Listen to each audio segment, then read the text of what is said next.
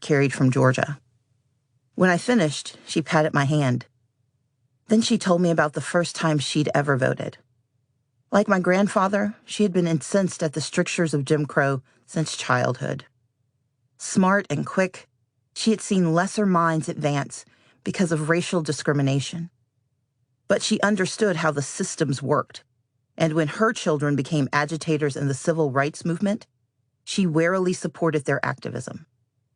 Both she and my grandfather had been quieter in the movement because they understood the consequences if they got caught.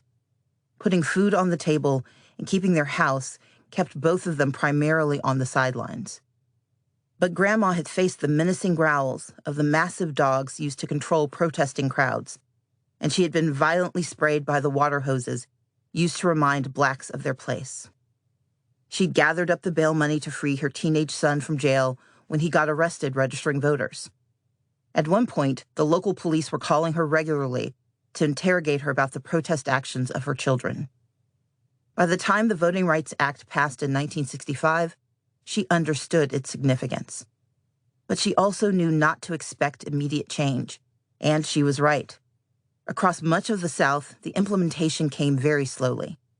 Thus, her first real opportunity to vote didn't arrive until 1968. That night, I listened to her talk, and suddenly her voice grew tremulous. I worried that I had worn her out. But I quickly realized that the soft trembling came not from exhaustion, but from shame. Quietly, she recounted the day of the election, how Granddaddy, his brother LP, and others got ready to go and cast their first ballots in Mississippi. My dad would still be 2 years too young to vote, but she had the opportunity. Yet, she told me, she refused to leave her bedroom, where she sat paralyzed by fear. The laws had changed, but they had changed before. There was the promise of an emancipation that still left her great-grandparents enslaved, and the school desegregation that took nearly a decade to arrive.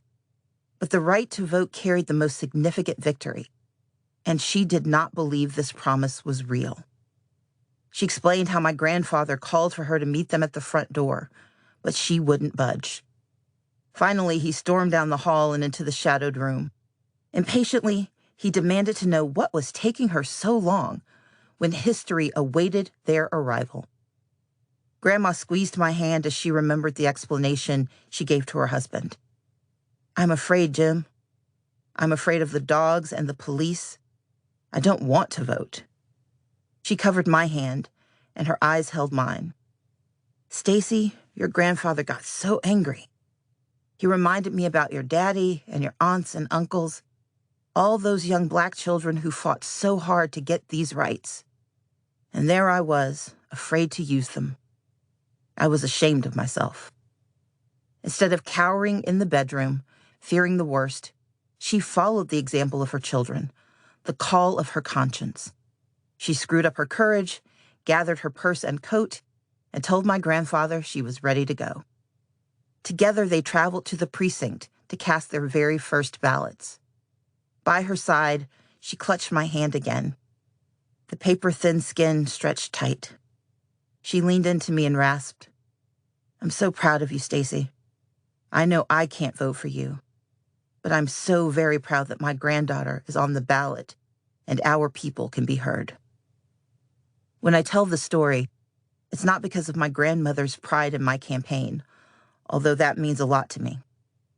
I use the story as a warning of the fear that even the most stalwart can feel about their exercising the power of the vote. A woman who had braved economic hardship and rabid racism recoiled not at the theft of power, but the possibility of taking it. That perversion of democracy continues to play out across our country every day. Voter suppression works its might by first tripping and causing to stumble the unwanted voter, then by convincing those who see the obstacle course to forfeit the race without even starting to run. A few months ago, my youngest sister, Janine, met some friends at a local restaurant for margaritas at the end of a long work week. One of the women sitting around her table made a point of telling Janine that she had voted for me for governor. Janine started to think...